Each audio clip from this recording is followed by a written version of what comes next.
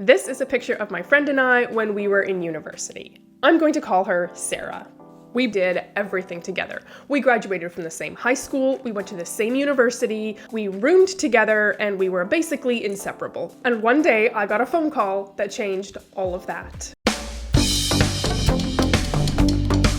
I cannot believe how incredibly young I look in these pictures. I'm definitely aging. My friend Sarah was in a long-distance relationship, and her boyfriend lived in a different country. So she would take a week here and there to go and visit him. It was on one of the visits that she called me. And for some reason, our dorm rooms had these super old phones. You know, the ones with the coil? I mean, some of you are probably gonna be too young to remember this, but oh my goodness, this was like almost 20 years ago. That's kind of crazy. So I answer the phone and we're having a chat, and it's almost like this moment is frozen in time. And she said to me, "Hannah, I have to tell you something. Guess what?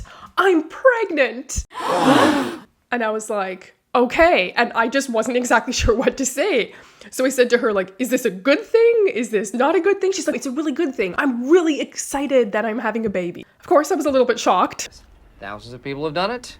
I mean, okay, I was a lot shocked, but happy for her because I knew that she always wanted to be a mom. Over the next few weeks, things changed really quickly. She moved out of country to where her boyfriend was. She got engaged, she got married, and she had a baby. And that was when I realized that our friendship was going to change a lot. Not because she moved away, we still talked all the time, but because she was going to be a mom. And being a mom is really, really different than being a university student. Now, don't get me wrong, I was really excited for Sarah, and I kind of wish I'd had someone at that time to talk to about how things were going to change, because you feel a certain way about it, right? You can be really, really happy for your friend that is going to be experiencing this whole new world. But at the same time, when your friendship changes, it kind of leaves you feeling a little bit sad, maybe a little bit disappointed. I'm sure a lot of you can completely relate to this story because I guarantee most of you have probably been there, or you will be there at some point in your life. As much as we love friendships and wish that they would stay the same forever, we know that that's just not reality. Sarah and I still had a friendship, but our worlds were completely different. Her world was now a baby that cried a lot, and diapers, and endless piles of laundry, and mommy groups. My world was still writing papers and attending those endlessly long physics labs and going to lectures. So when Rigby got his samples back from the laboratory, he made a startling discovery. Technically, we did have sleepless nights in common, except hers were because of a baby, not because they were self-induced, like mine. But I have to be honest with you, as much as I was really excited for her in her new life, I missed her. I missed my friend. And sometimes I felt really lonely. And it was especially hard because I was the only person in my friend group whose best friend was having a baby and had moved away. So I felt like I was kind of going through this whole transition of a friendship completely on my own. For those of you that have experienced this, you know exactly what I'm talking about. We love our friendships, we love how they are, and we don't particularly want them to change.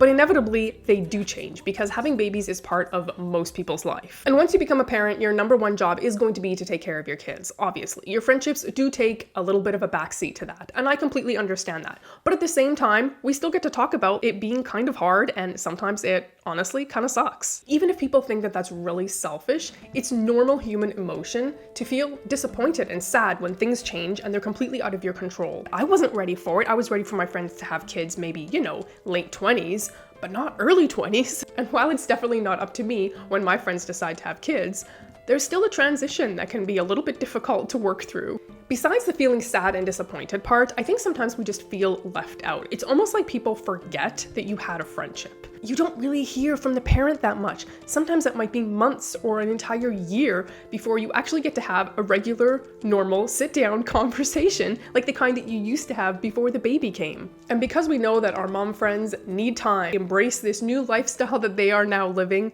we tend to pull back a little bit. At least I felt like I did. I wanted to respect my friend Sarah and her new adventure in being a mom. And as her baby grew and we started to be able to have more conversations, I often found the conversations were just totally different. She would talk to her baby sometimes and I would be confused, thinking, is she talking to me? No, she was talking to her toddler. And obviously babies need lots of things and they need lots of attention, so I'm not faulting her at all for taking time to give her baby what it needed. It just felt different. She's over here raising a human and I'm over here talking about my university life, which sometimes seems almost juvenile. It was this weird thing where it's almost like I wanted to share things with her still, but because she was so far removed from university life, it almost seemed like it was kind of dumb to share the things that were going on in my life. And she never ever said anything that made me actually feel like that. And sometimes I just really wanted to hear, how is my friend doing? It was really sweet that she included all the toddler things that were happening, but I just wanted to be like, how are you?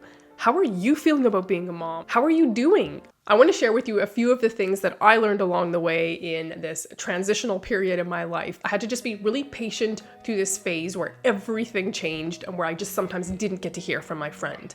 Obviously, it wasn't very convenient for Sarah to travel with her baby. So there were times where I would jump on a Greyhound bus with my Discman and go visit her. Thankfully for us, Sarah and her husband actually ended up moving back to Canada. Oh, Canada!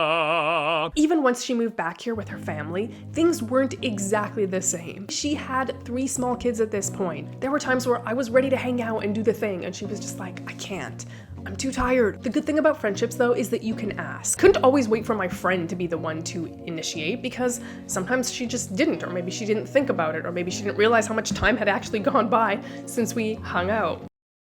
This one definitely has to be a two-way street. One other thing that I really had to get used to was hanging out with my friends' kids. Now, it's not that I didn't like kids, because I do like kids. And I know that this is going to be a hard one for those of you that don't like kids. I definitely got used to doing a lot more kid-related activities, backyard barbecues that revolved around kids, or birthday parties, or going to kids' play places.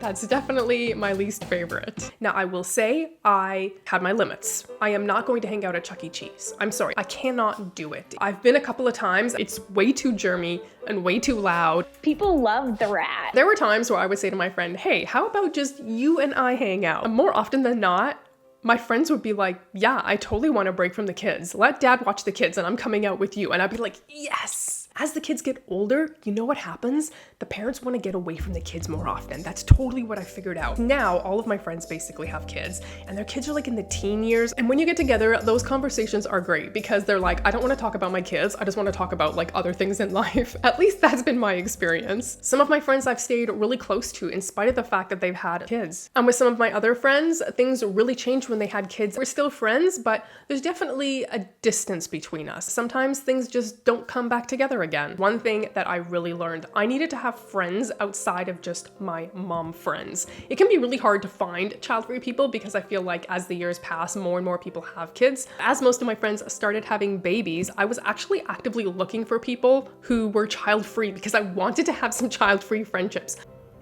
That's the life. They would understand what it was like to keep going through these transitions with friendships as each of your friends started having babies. Every time one of my friends would say like, hey, I'm pregnant, it actually gets easier with time because you kind of know what to expect. But those child-free friendships that I've built with people have been incredibly valuable. Just like it can be challenging to work through a friendship with someone that is having a baby, there are also some child-free things that can be difficult to work through. I share some challenges that I've had with the child-free life right here.